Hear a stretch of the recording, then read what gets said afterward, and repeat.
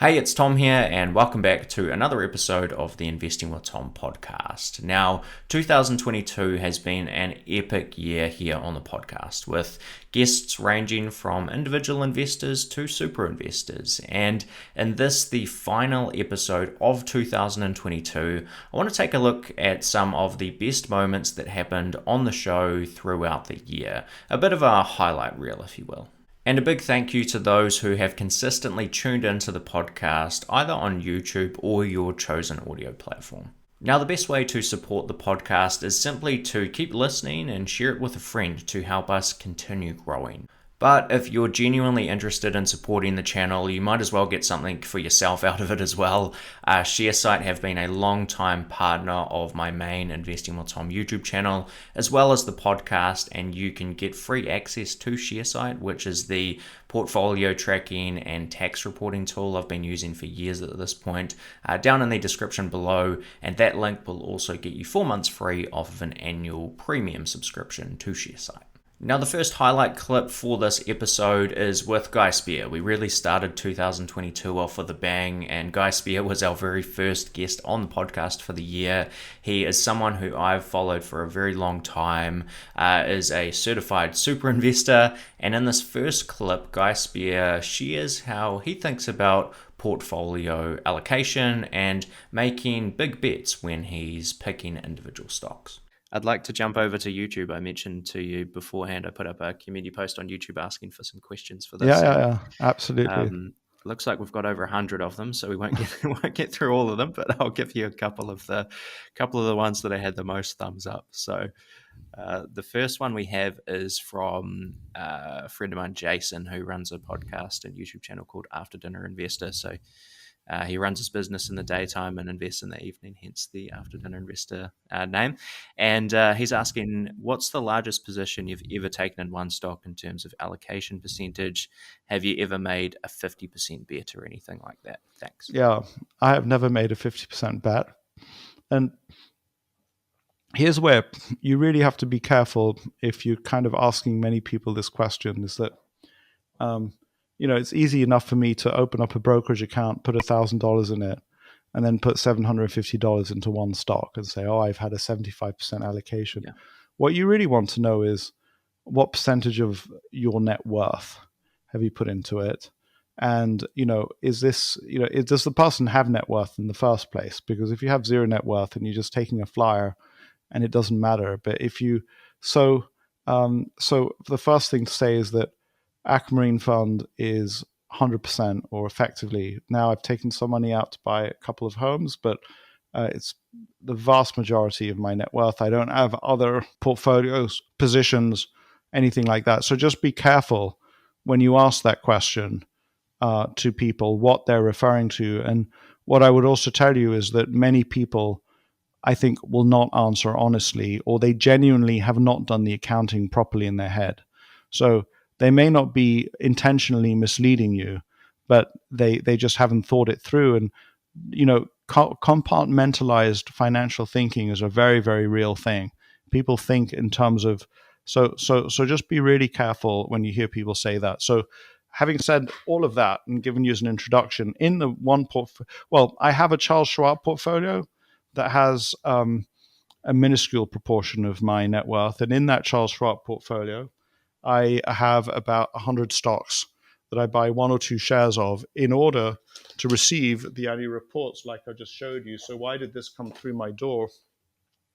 Because I bought a couple of shares of Qualcomm and it comes through my door. Why do I tell you that? Because it's another part, just referencing back to the previous question, it's another part of that creating loops, that kind of where things come back to you so that you can reevaluate and remember. So Qualcomm, once a year, I'm going to be reminded that Qualcomm's a company that I could invest in if I wanted to. So, but coming back to the question, never invested 50%. I do believe that in Horsehead, which was a company that went bankrupt, I had 10%.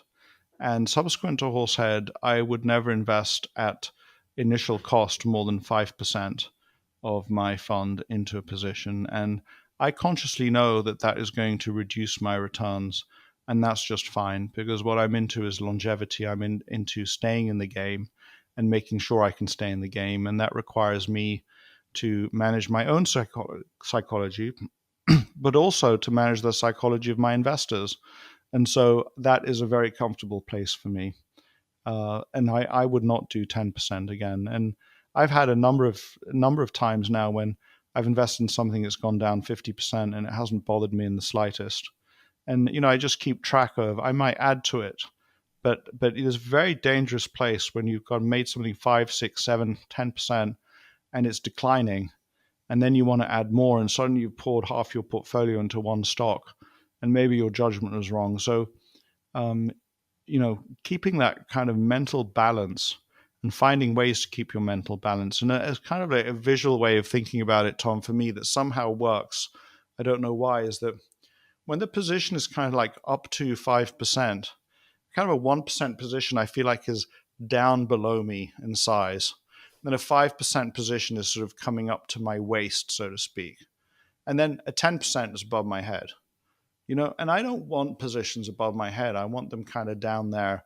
When I put 1 or 2% of the portfolio into Alibaba and it goes down 50%, I am just not bothered. And I know that I ought not to be bothered if I'd allocated 20% of my portfolio to it and it went down by 50%, but it would bother me. And so that's me managing my own psychology. And I think that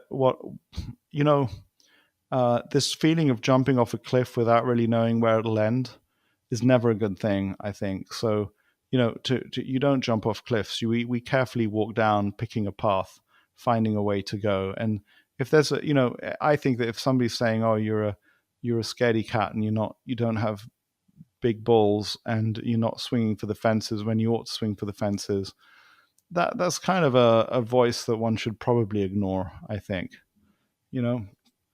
Just focus on, imagine you're walking down a cliff. You don't want to jump and hope it's okay on the other side. Either you don't walk down the cliff, you certainly don't jump, or you wait until you find a path, and you find a path that's safe, and then you take that path. And most of the time, we're not going to find anything to do, And one other thing that I would tell you, part of, again, it goes back to a previous question of yours. Why do I find it easy? I don't know if I find it easy, but why am I doing nothing? Is that I think I have a pretty good fortress, a fortress that's going to carry me through whatever this time is in the markets and will get me to the other side okay. And I like my fortress, and I know it well, and so kind of I don't want to switch fortresses too often. And I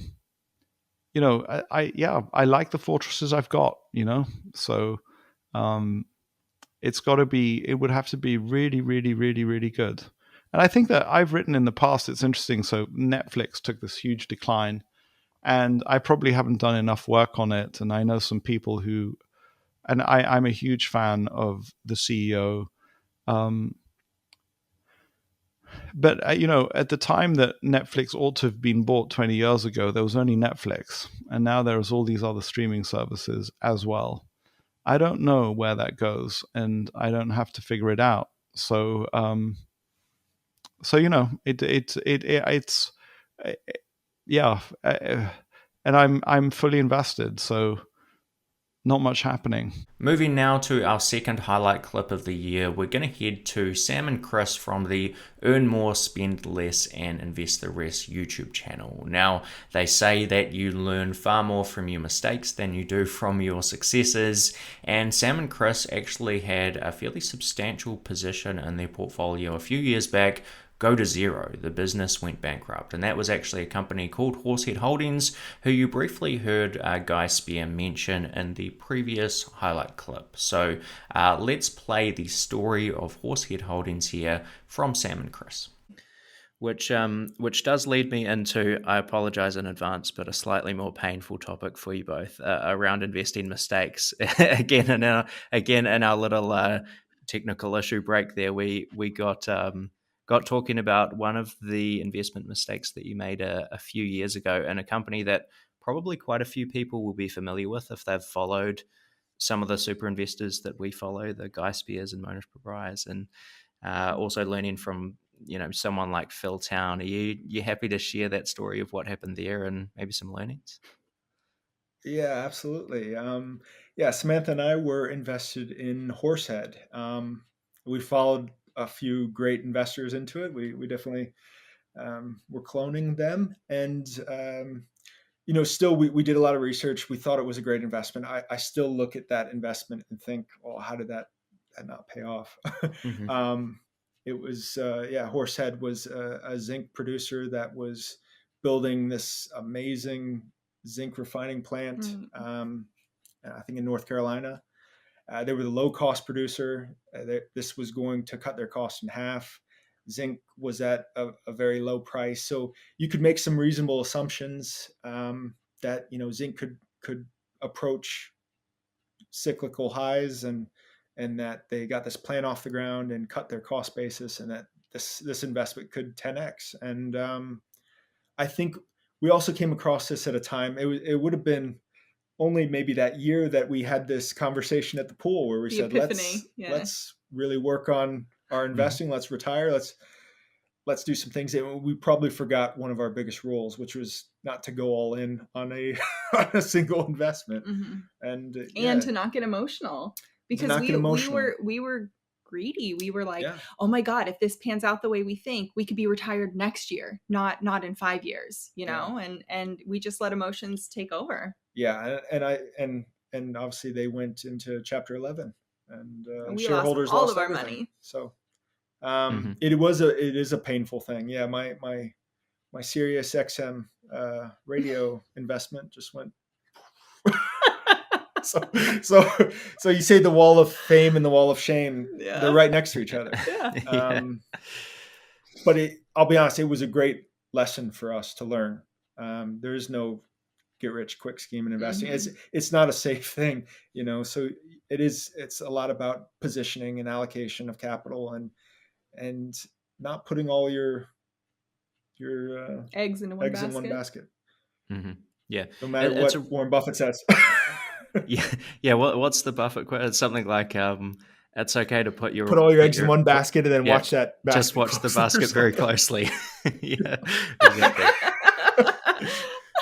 It's it's an interesting one because I've listened to Phil Town has a podcast episode for anyone that hasn't heard it on Horsehead, and I've listened to that a couple of times, and I try to put myself in, I guess, the shoes that you were in at the time of trying to analyze Horsehead as a potential investment. And I think I probably would have invested in it and made the same mistake, to be perfectly honest, even knowing how it panned out. I guess it's the whole idea of investing being a game of probabilities, and occasionally things come out of left field when, even all the stars do seem to align. And I guess that's the reason why we have limits in terms of portfolio allocation and so on. And I believe, it was, maybe it wasn't this company. I think it was Horsehead though, where Monsoon Pabrai got this call from Charlie Munger after reading Monish's letter, basically debriefing on what happened with Horsehead, and he told him something along the lines of, learn from it, but don't learn too much. I guess, in other words, like, it's a mistake, it happens, it's kind of par for the course. And I've had investments like that where I've lost a little bit of money before, and I still come away from a lot of those things kind of thinking that I would make that same bet again if it was presented to me. Do you have similar takeaways from that, or are there key things that you think you just genuinely missed that should have been picked up? No, I think the investment thesis was sound, saying that, but I think it was just the position size. It's something we should, we really are limiting ourselves to 10% at the most, with a highly, with a lot of conviction. That's as much of our portfolio as we would put into any one position, and that's a lot for us. And this was well over that. Yeah. And again, it was we wanted to change our life so quickly, and we thought this could potentially be it. Because I think we thought it was a golden ticket. Yeah, we easily thought it could 10x. And it was really down to this refining plant they had in North Carolina getting up and running.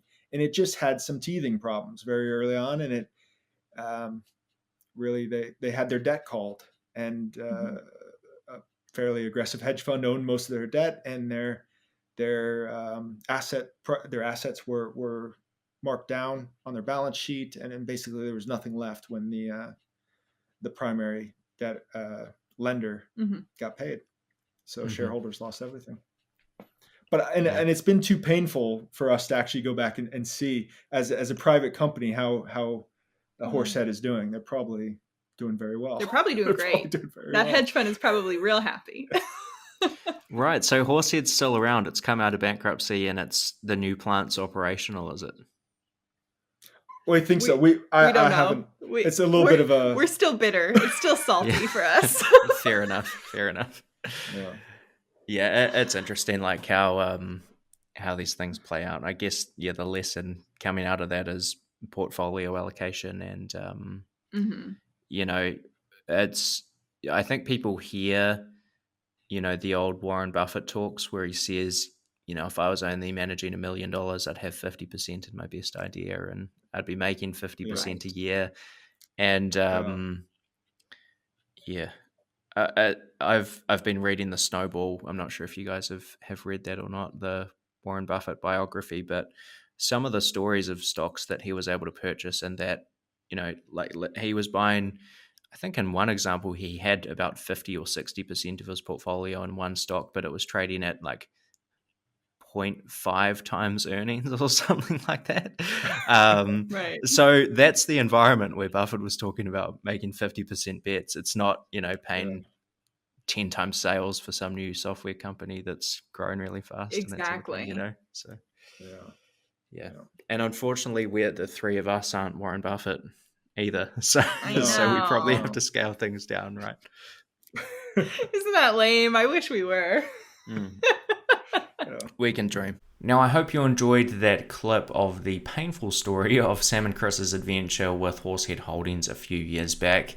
And next we're going to move to Matthew Peterson of Peterson Capital Management. And we're going to look at two clips, both from an interview that was done, actually our only in-person podcast interview of the year, with Matt at his home in Austin, Texas. Now, Matt Peterson runs Peterson Capital Management. He's been on the podcast a couple of times. He is a focused value-style investor who we actually got the chance to meet in person, initially in Omaha, Nebraska at the Berkshire meeting, and then, of course, again in Texas when we recorded this episode. So we're going to look at two clips here. The first one is from Matt talking about his put and call option strategy that he calls sort of structured value, and he uses that as a bit of an overlay to his core value investing approach.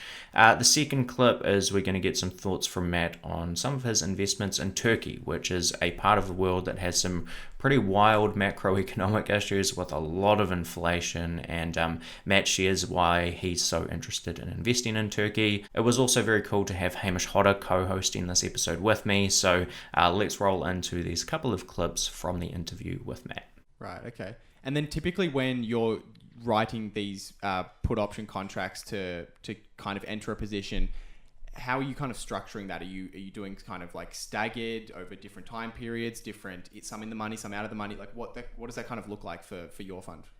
So it's such a good question because as you start applying this rigorously, you start to realize that you get all sorts of ways to sort of diversify and almost cost average through these products. So you can adjust your strike price, you can adjust the premium that you're willing to accept, so you can sell for a variety of prices. You can also adjust your expiration date. So so ultimately I end up building sort of a three-dimensional matrix, and we're selling things with different strike prices, 4 different prices that expire at different times. And if there's a contract that say is going to expire with a strike of 100, and we have contracts expiring in 3 months, 6 months, 12 months, and 24 months, we may end up with some where we buy and some that expire and we don't buy. And what that means is ultimately within that same position, we've really lowered our cost basis down to a very low price per share.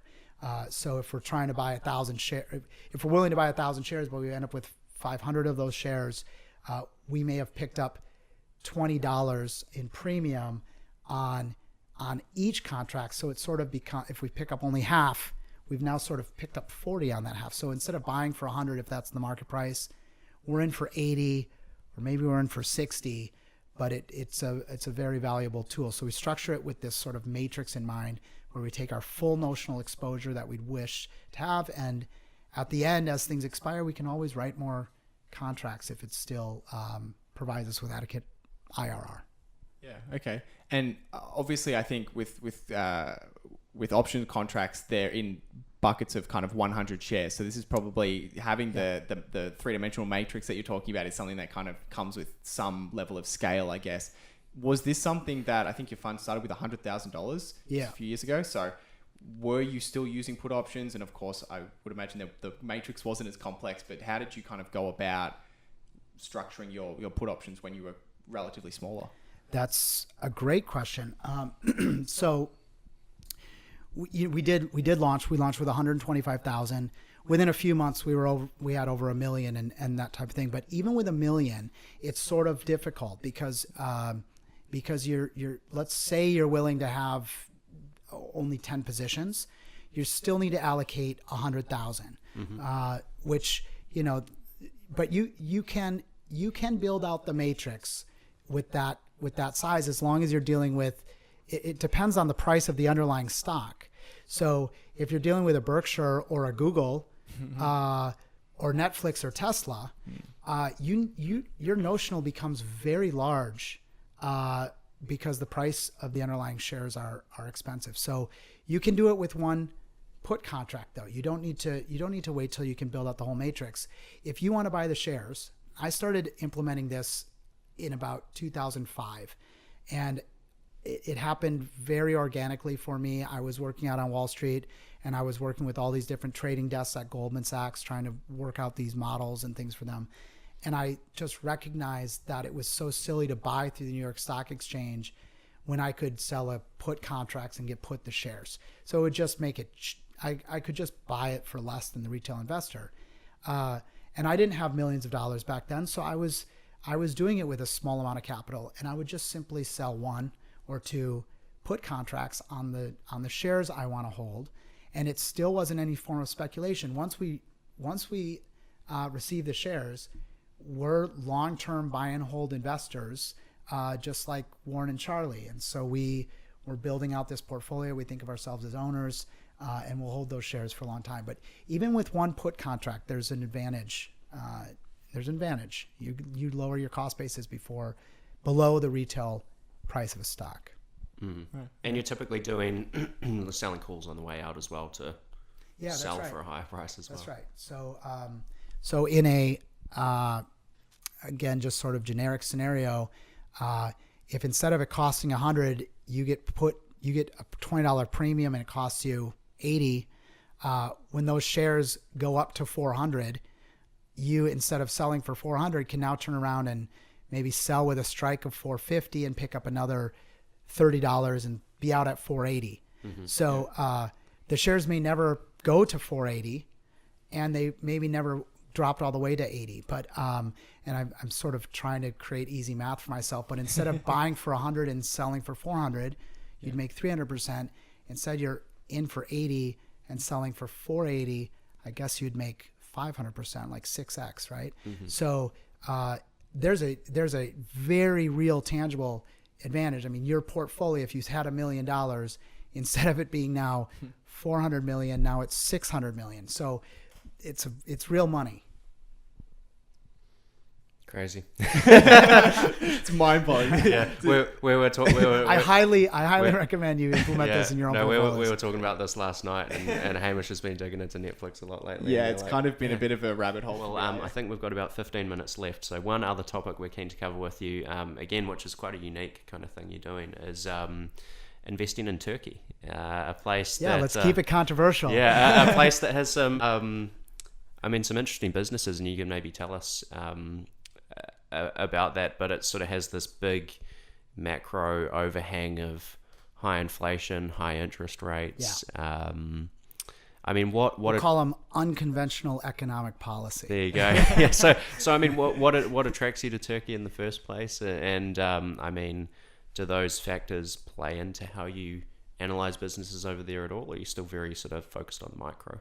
Yeah, that's a great question. So Turkey is great hunting grounds for a value investor, but you need to be really familiar with what you're doing because there's so many unique aspects when you get into these developing markets. So my wife is Turkish. I've spent a lot of my adult life in Turkey. And about, let's say 7-8 years ago, through Guy Spier's ValueX conference in Switzerland, I was introduced to Mesut Eliotolu, who's like the number one Turkish equity analyst globally. He was the head of ABN AMRO's, he was the investment officer for ABN AMRO, Turkey. He has been focused on the same 400 equities for a successful 30-year career. And 200 of them you don't touch anyway. So there's like 200 firms that he's been evaluating. And it's shocking the knowledge that he has. I mean, he knows the C-suites and their predecessors and their predecessor's predecessor. And I really get the deep sense when he walks in the room, people are intimidated by Mesut because he knows the company better than the executives. The new CEO. That said, as you mentioned, they're in a sort of it's a controversial place in the world. Erdogan is a very controversial figure, political leader. And these unconventional policies that I joked about is that they're going through like massive inflation, there's currency depreciation. And when inflation happens in Turkey, when inflation happens anywhere in the world, economic 101 is that you raise interest rates, you lower the money supply, and then there's less demands for a given good, and it could slow your inflation, and hopefully it does. In Turkey, when there's high inflation, they just lower interest rates, and it creates a positive feedback loop, which is horrible for the economy. Wow. So, or I guess maybe you'd call it a negative feedback loop, but it's inflationary. Yeah. So they're putting inflationary policy on top of an already inflationary environment, and guess what? It didn't work. So, 15 years ago, it was about 1.3 lira for $1, and today it's about 15 lira for $1. So you can imagine a scenario where like your currency just depreciates 90%. And so these are all factors. We are well aware that we don't hedge the currency. We are well aware that the currency is a depreciating asset, and there's unconventional economic policies that are pushing it in that direction. So we are focused so much on the microeconomic factors. So if you're in that scenario, we're looking at businesses that have like a global footprint. So maybe they're earning euros in revenue. They're earning their revenue's coming in dollars. Their revenue's coming in euros, but their expenses are in lira. So their costs are going down, and their revenue is stable. Also, we're looking at really solid global companies that are trading on the Borsa exchange. So as the lira falls, they just naturally become cheaper. We are spending dollars to make these purchases. So if the lira gets cut in half, the companies we were looking to buy just get cut in half. Further, foreign investors leave, so there's almost a decline. If they just sell the index, there might be a decline in the general price. So in Turkey, we are finding opportunities where you can truly capture like PEs of 1. You can find things trading for 3 times earnings, 4 times earnings. And you need to be comfortable with volatility because the prices are not efficient. They're inefficient. So information doesn't flow as quickly as they would in a developed market. So, and that's why these opportunities exist. So Mesut and I launched a separate fund from Peterson a few years ago called Talus. And you can go to Talus and we lay out all the companies we own, and they're just spectacular. So sometimes it's hard to get in. You would need a special tax ID and things like that. But you're able to purchase a few of the bigger ones if you like it.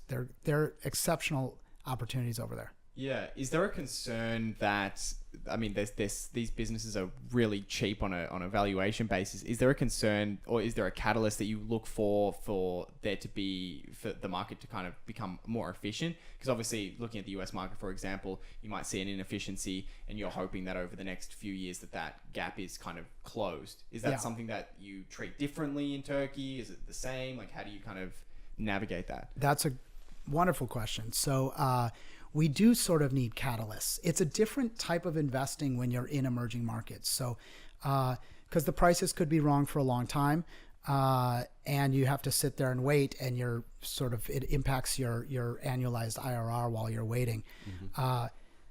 I will share with you a situation in the current environment. We were just out talking with Anadolu Hayat, which is one of the largest insurers, and they're moving into all these pensions and asset management businesses. It's a great company. The chairman, we met with the chair and C-suite. The chairman used to be the CEO of Ishbank. And to put it in perspective, it's sort of like you're sort of just talking to Jamie Dimon. And we're sitting there, we bring a tour over. So we did a tour in January, and there's about 10 of us just asking him questions, he's explaining all sorts of things, and we get to hear this from multiple individuals. But coming from him, it's quite interesting, where he says basically, he explained to us that, and we already knew this a little bit, but he confirmed this. There's an election scheduled for next year. Now, Erdogan, we're not sure what's going to happen. Erdogan's had a way of maintaining his power, but they've put in place so many of these unorthodox policies and seen them fail, that even the current administration knows that it was a mistake. They just can't go back on it until the election, because they will lose their base. So what we were told is that no matter who wins the election in March, we will move to conventional economic policy. So we will start to now raise interest rates to counteract inflation. We will treat, the economy as it should be treated, rather than sort of experimenting and shooting from the hip. So the catalyst for a lot of these opportunities is going to come next March. Now, the election could be pulled early.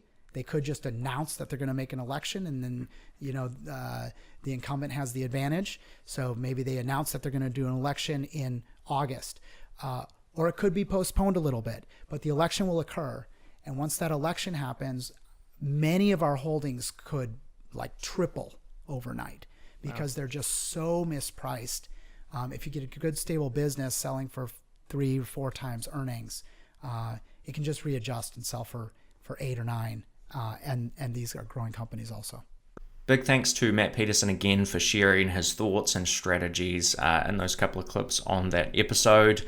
Next, we're going to move to a second interview actually that I did with Guy Spier. It was great to get Guy back on the podcast. This one was filmed actually after meeting Guy Spier in person at the Berkshire Hathaway meeting in late April, early May.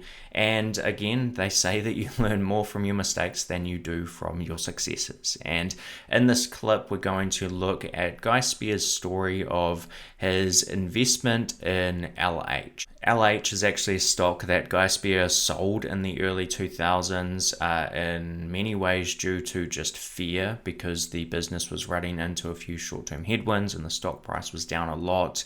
And had Guy Spier held on to that position from the bottom, it would have been more than a 100 bagger, a 100 to 1 return. It's a story that Guy had never shared publicly, so I'm very grateful to Guy for being willing to share the story on the podcast. So let's check out this clip from Guy talking about his investment in LH. And so the story that, for those listeners who are interested, that I told Tom, that I've told it privately, but I haven't told it publicly in this kind of forum. So, and I'm really happy to do it, is the story of my experience with Laboratory Corporations of America. This all happened in the early 2000s. So there I was. I'd actually had the opportunity to shake hands with Lou Simpson, who was one of Warren Buffett's lieutenants, an extremely talented and capable investor who suddenly a new position appears in his portfolio, a company called Laboratory Corporation of America. And this was a merger between a company called BioReference Labs, which was partly owned by Roche in Switzerland, and National Health Labs, which was an American company. And this was the future of lab testing, blood lab testing, was high capital expenditures, but many, many tests, which would be very expensive and only capable of being done by the largest, most capitalized labs. And so this was clearly going to be one of the winners in a consolidating industry. And there was potentially one competitor emerging, and they'd taken a certain amount of debt to do the merger, and there was years of endless growth ahead of them. And then they had what I remember as a technical default on their debt, and the share price rapidly dropped from $8 a share approximately, which is where I had bought it, to $2 a share. And so at that point, so far so good, because that is just the normal course of business in the stock market. Things happen. Things don't always turn out the way you expect them to. The last 5 or 6 years has been a very unusual period. And again, that's where the rubber hits the road. And for the benefit of the viewer, I made a number of really big mistakes, or a number of errors that I would prefer not to have made. So first of all, nothing other than a quotational loss. And you're talking about a 75% loss on my purchase, which is about what some people have in some of their SaaS tech businesses. And but nothing else had happened. Nobody was yelling, "You idiot!" Nobody was telling me to sell the shares. I don't know what would have happened when I reported to investors, if I would have gotten redemption requests or not. But at this point, none of that has happened. So a first mistake is that I went into a funk. All I could do was think about this company. I had other companies in my portfolio, but all I could do was think about this company and how much money I'd lost on a quotational loss.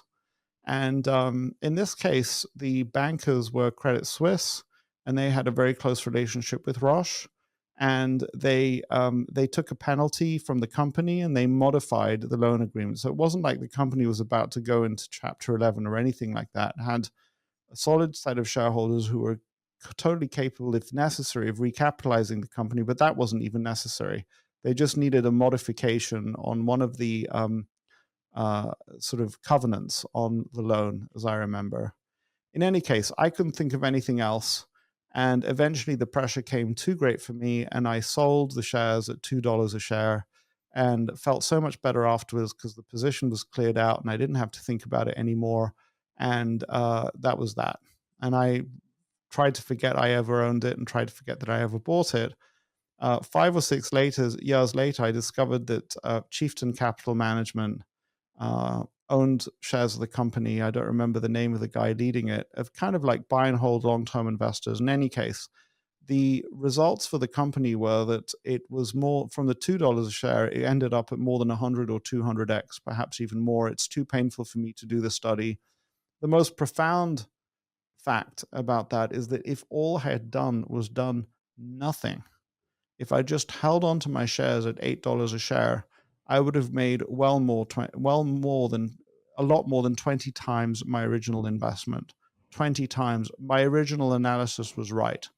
All I had to do was sit there and do nothing, and I failed to do that. So in retrospect, did I pay too much for the company? Perhaps at that particular moment. And I bought into the flush of excitement at the merger and the fact that Lou Simpson had bought a bunch of shares. And I bought in the midst of enthusiasm, but then I doubled down on that mistake by selling it at the wrong time. And so, I think that many investors right now are waking up to realize that they've made the mistake of overpaying. But I think that in many cases that I know of, they've actually bought into some extraordinary businesses. And what Charlie Munger says is that often the pain in the markets happen not because of a bad idea, but because of a good idea that was taken too far. And so many of these companies are extremely well managed. They have some super high quality people running them. They are, not all of them, but some of them, and perhaps many of them, are extraordinarily good businesses. I believe that those people that I know who are invested in them have done good research, excellent research, beyond excellent research. And yes, perhaps they've paid too much for them, which is easy to see now. But it would be a great shame to compound that mistake by selling at the wrong time, if you like. And so that was a signal lesson to me.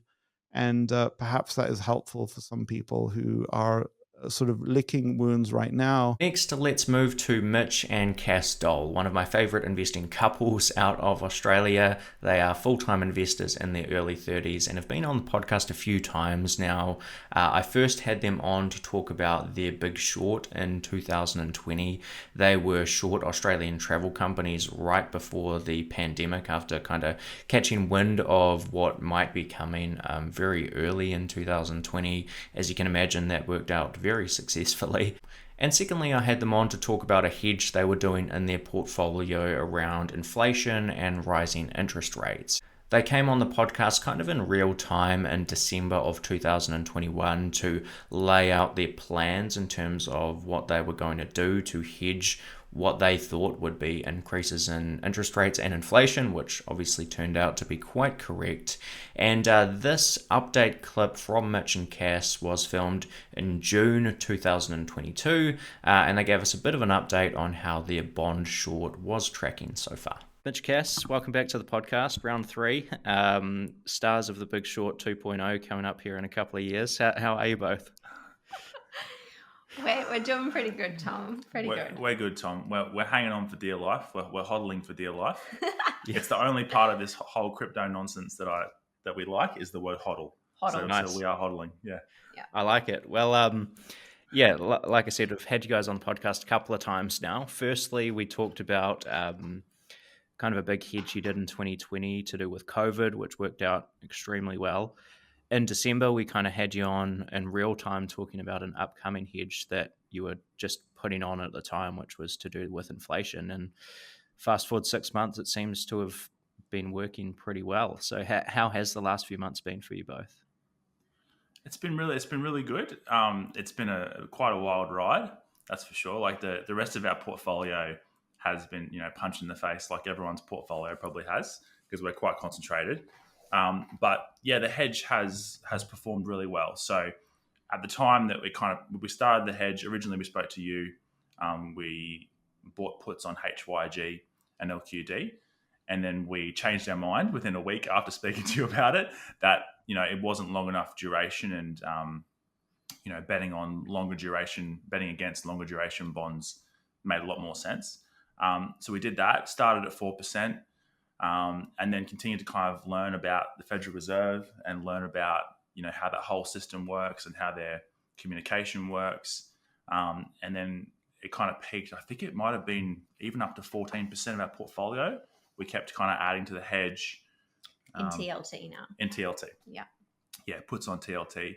And we still hold about 80% of what we originally bought. And the hedge itself is up about 500%. And that's helped our portfolio to be up about 45, 50%, something like that, as of now. So we still hold the hedge. Could still go against us, but it's looking pretty good so far. Goes against us every fortnight. Every fortnight. It always moves up and down. If you look at the TLT chart from December until now, you'll see like a steady up and down in my emotions. Yeah. It's like it's been volatile, but it has, but yeah. It's worked out well. It's been fun. Yeah, cool. Yeah, I'm interested to spend a bit of time talking through maybe the psychology of this, because I listened to your podcast just yesterday, and you're saying even though it's a reasonable sized position now, but that position on its own is moving the portfolio up and down like 10% in a day, right? That's kind of the numbers you're seeing. It is, and it's a new experience to have a position that big, that we feel we understand so well, and we're so confident, and we don't feel we're justified in selling yet. We feel that, with the quantitative tightening still really just beginning. So the process has gone pretty much from, the central banks were buying bonds in the market, $50, $60 billion a month they were putting into the bond market. They actually own 40% of all of the long-term bond market, the Federal Reserve does. So, to go from that point to basically now where they're actually not buying any bonds whatsoever, pretty much. They're still buying a little bit here and there as their old bonds roll off. But yeah, we're still kind of coming in, we feel, to the main pressure point of the bond market where, real buyers are going to have to step up. And, with inflation almost 9%, real people with their own money are going to have to say, yeah, we think 3.2% for 30 years is a great deal, at this point. So we're still pretty happy to hold it for now. Now, this wouldn't be a true Investing with Tom podcast highlight reel without including a clip from Jason Rothman, the After Dinner Investor. Jason is a crowd favorite. He's become a pretty good friend of mine. We talk most weeks on WhatsApp about various things investing related. And in 2022, Jason put on quite a big position in Google or Alphabet, and he spent quite a bit of time kind of breaking down his thesis with that particular investment. Now, in the episode that I did with Jason, he spent quite a bit of time on Google and Alphabet. So I'm just going to play the first half of Jason's thoughts. This is going to be focused on Alphabet's underlying business. If you want to hear sort of the second part of what Jason had to say about Alphabet to do with the numbers, then of course head over and check out the full episode that I did with Jason. This highlight clip comes from episode 36 of the podcast. Skip past this bit, so let's talk Google. I know you're pretty involved with Google in your day job. So I would hope you have some pretty nice insights into this particular business. And it sounds like it's a brand new position in 2022, as far as I know, and a pretty big one for you. So what's the deal with Google? Yeah, so I'm very familiar with Google. I work in digital marketing. Maybe you should talk to Jack and ask him to check his emails every now and then, because all I do, Tom, is send Jack advice emails on your guys' podcast. So many marketing ideas. There's one I shared on my podcast, which I did a podcast. I came back to Tea Time the other day and I was too rusty, so I took it down. But in that one, and I'll share it here now, I came up with the idea there needs to be a punch card conference once a year. Like, it's so hot where I am, Tom, in Oklahoma. It's so hot. 44 degrees Celsius. Come to New Zealand. It's middle of winter. If you do the punch card in New Zealand, I would love to go. Like, that's what I want you guys to do. I want to travel more. I want the whole gang to get together, and you guys need to put on the punch card conference. And all the listeners loved it when I shared the idea, and I told them to all ask you guys about when is the conference happening without even explaining to you what it is. But you guys could all get together. The audience could get together. We'll pay money.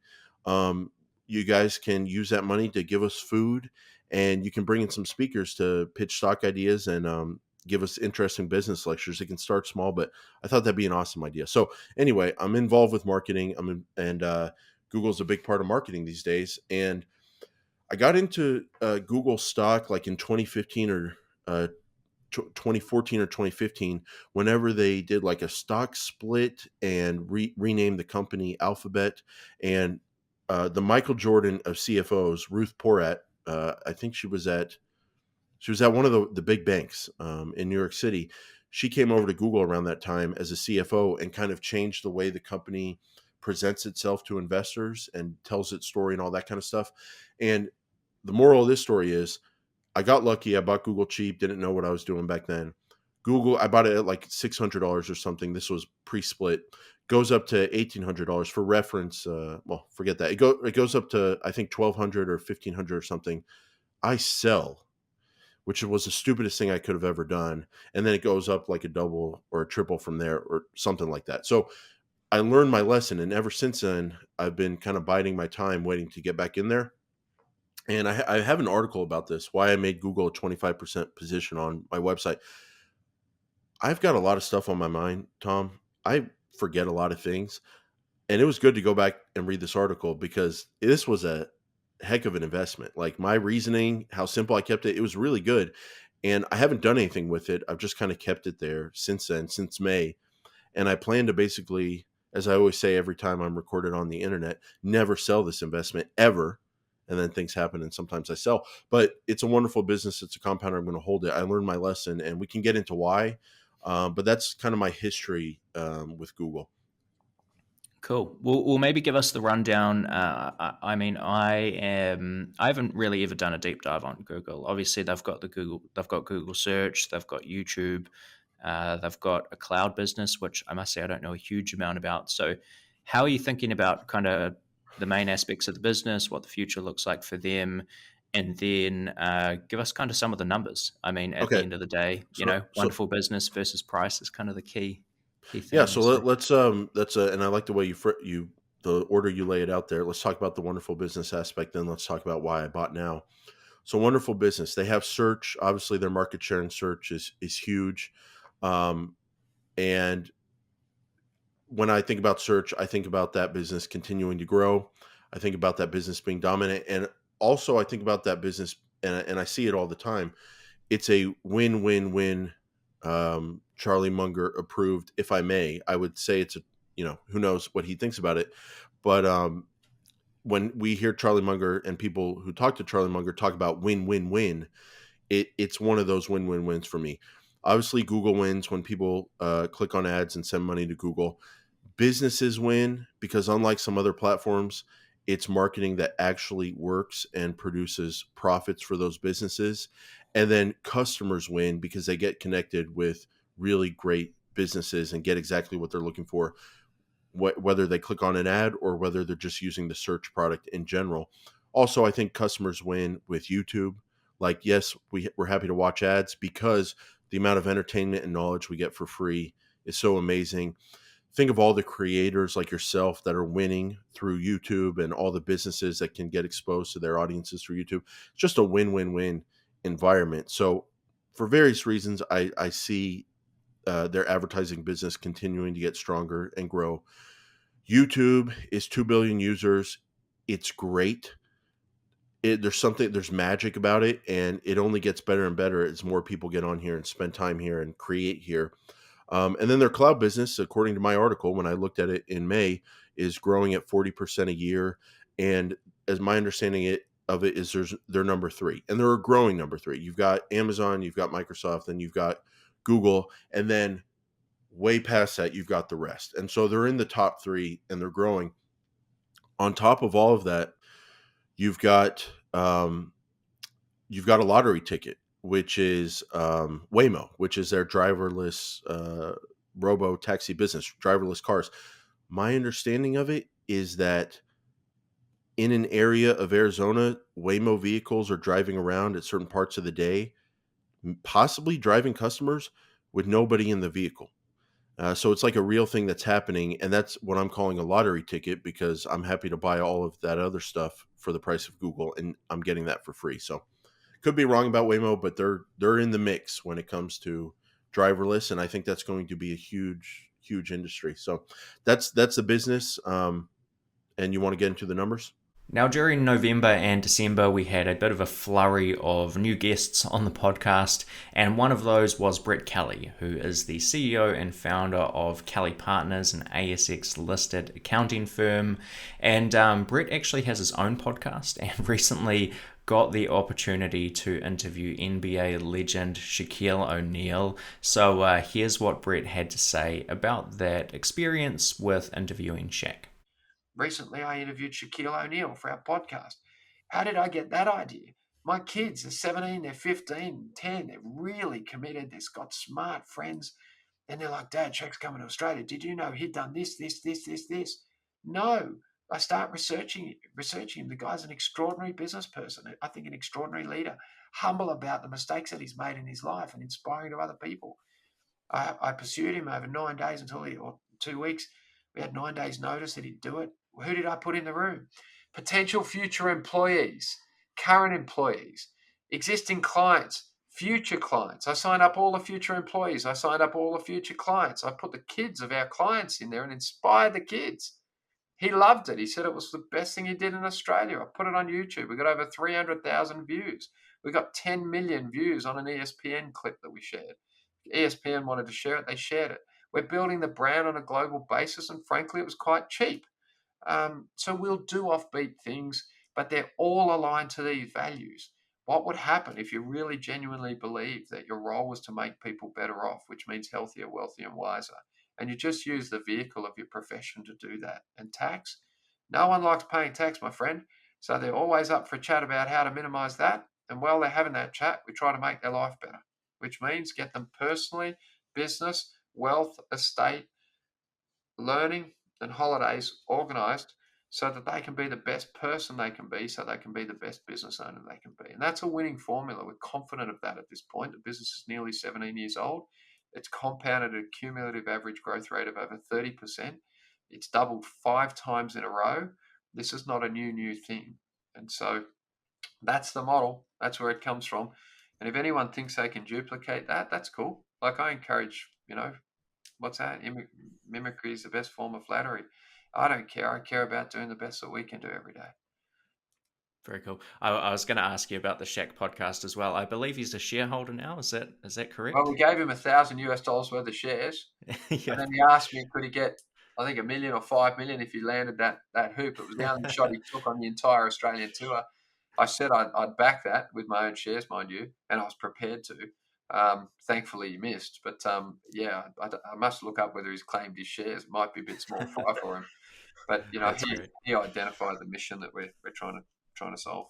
Next up, we have Monsoon Pabrai, who was one of the most popular guests that we had all year, I believe coming in second, right behind Guy Spier, and what I believe was Monsoon's very first podcast appearance. Now, Monsoon grew up around a number of super investors, which is probably to be expected given that she's the daughter of legendary value investor Monish Pabrai. But Monsoon is a very rational thinker in her own right and has really got her head screwed on straight when it comes to talking through investment principles. So in this clip, let's take a look at what Monsoon had to say about some of her international investing adventures, specifically in India and Turkey. Yeah, and you mentioned you spent a fair bit of time in India, meeting a lot of different management teams, by the sounds of it. So, I mean, does the portfolio, or are you open to investing basically anywhere? Do you have holdings in India, for example? So yeah, the fund it's a global mandate. It's actually a small percentage in India right now, just because it takes a little bit of time to get access locally in the country, but the moment we have access, I would hope it's like 15 to 20% of the fund, just because that's a country I spend a lot of time in a market I think I understand pretty well. But yeah, I think with emerging market investing, you have to spend some amount of time in that country, or you have to have really good friends on the ground to talk to, but it's always worth the visit. Mm-hmm. And tell me about your trips to Turkey as well. Yeah, I just made one trip to Turkey where I accompanied my dad and his team. Tons of fun. I was definitely more of a fly on the wall on that meeting. We met, I want to say 40 management teams, maybe 30 to 40 management teams. I think both my dad and I agree there's 4 companies there that were somewhat investable, but there was one I walked out of saying, this is like, you don't even need to do any more work on this. This is like the most obvious pick. And I think my dad looked horrified at me and he said, you are not my daughter, you are Guy's daughter in the way you picked your businesses.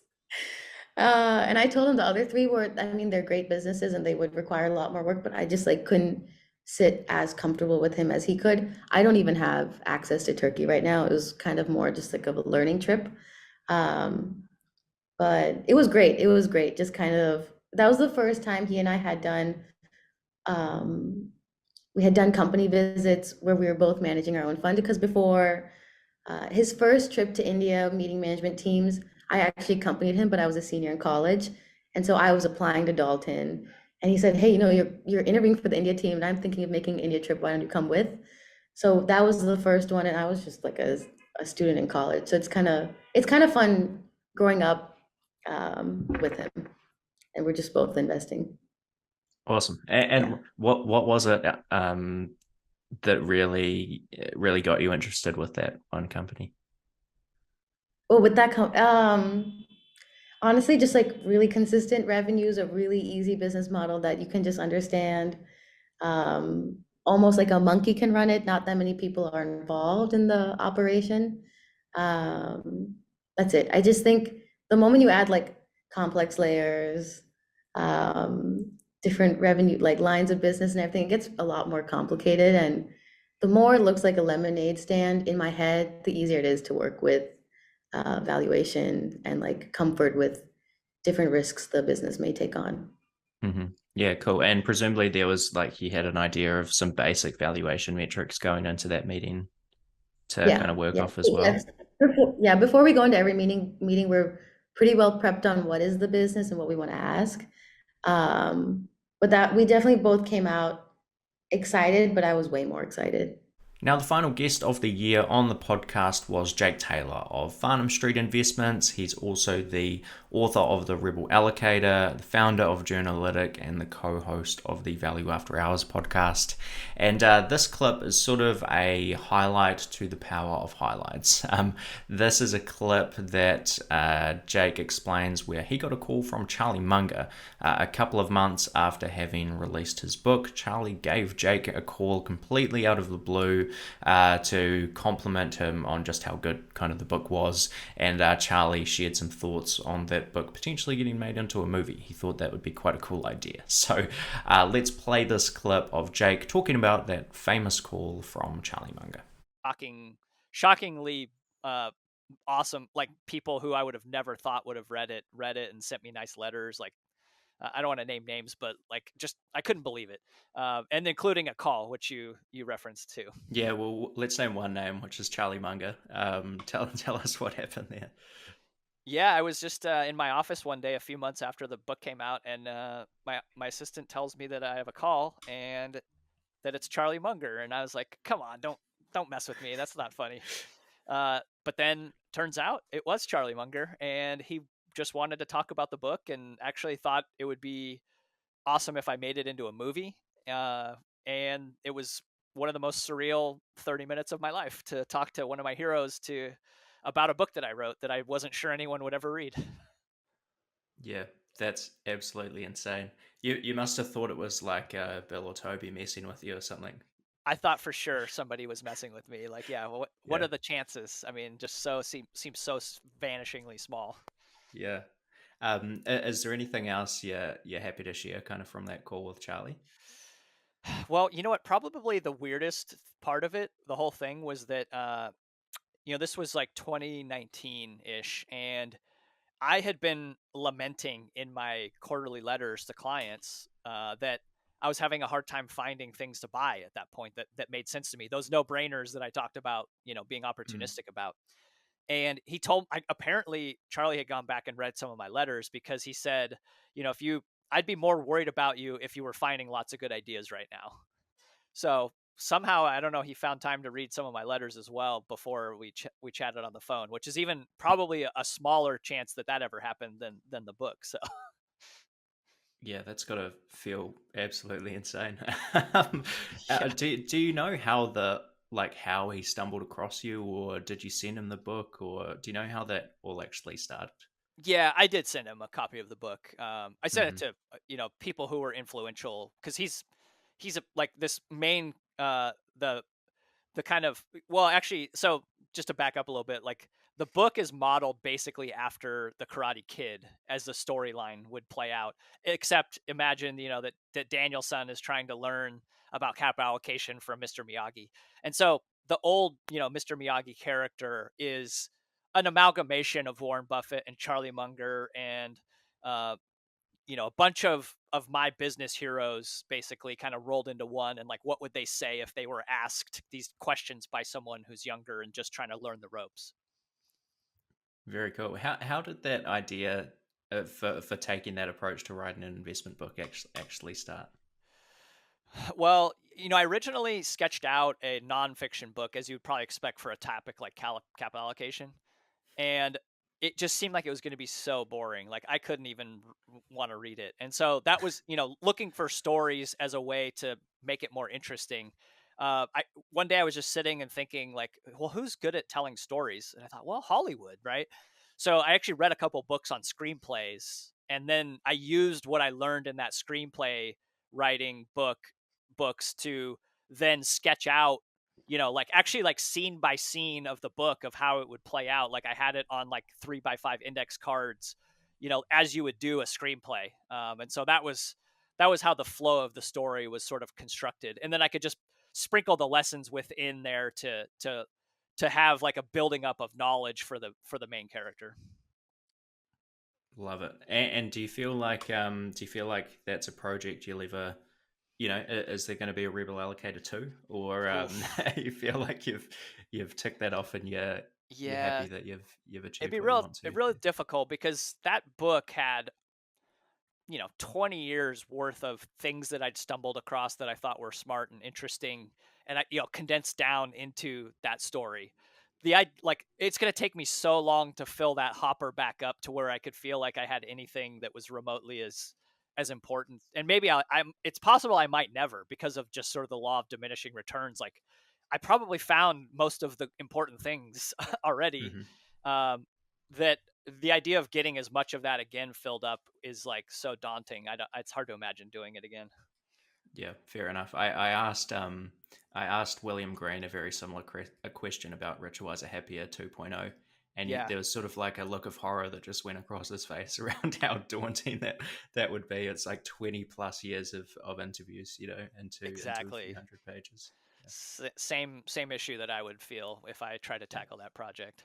And so that concludes some of the highlights from the podcast and what has been an amazing year in 2022. I genuinely appreciate all the support that the podcast has gotten, and I'm really, really looking forward to getting some great new guests on the show in 2023. Now again, if you would like to contribute to the podcast in any way, the simplest thing you can do is just share it with a friend. But if you'd like to help out monetarily in any way, I have enabled super thanks over on the YouTube version of the podcast if you're interested in contributing there.